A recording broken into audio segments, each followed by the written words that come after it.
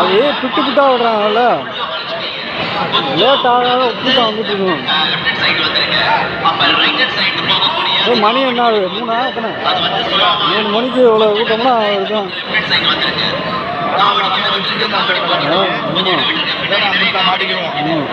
வார்த்தையெல்லாம் அங்கே அடிக்க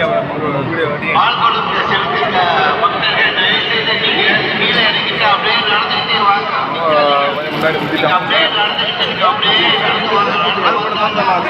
ஆமாம், எங்க அப்பா மஞ்சளாக தான் தெரியுது.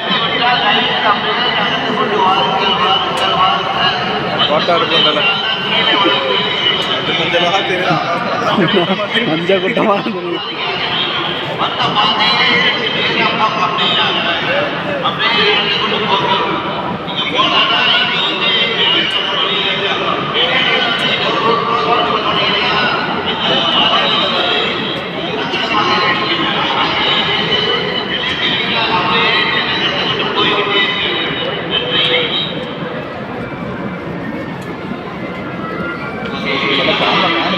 அதெல்லாம் வந்துடுவேன், அதெல்லாம் வந்துடுவேன்.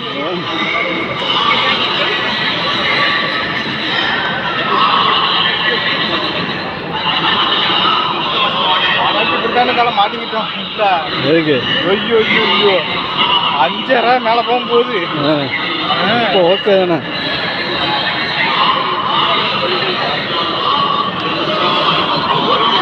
எங்க அப்பா சரியான கூட்டம்.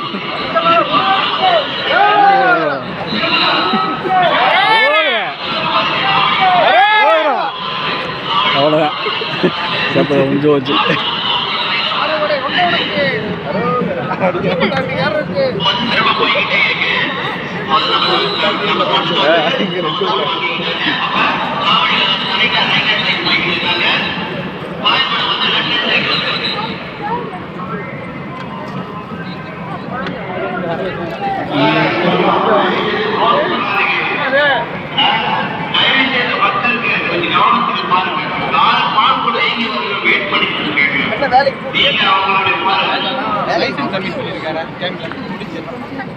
காமெடி எப்போ பாருங்க, எப்படி ஃப்ரீயா இருக்கு பாருங்க.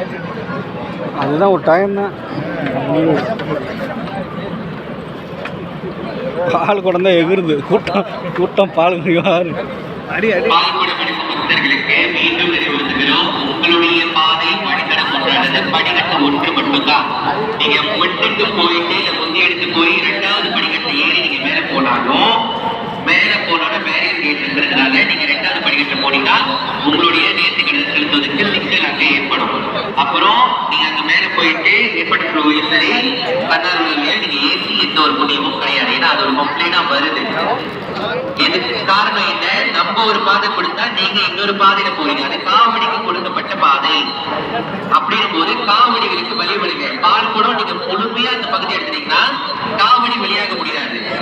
உங்களுக்கு பின்னாடி இப்ப காவடி நிக்கிறாங்க, அவங்க போக வேண்டிய பாதை நீங்க விட்டாதான் அவங்க போவாங்க.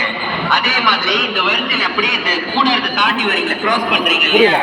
ரொம்ப நன்றி, பல முறை சொல்லியாச்சு.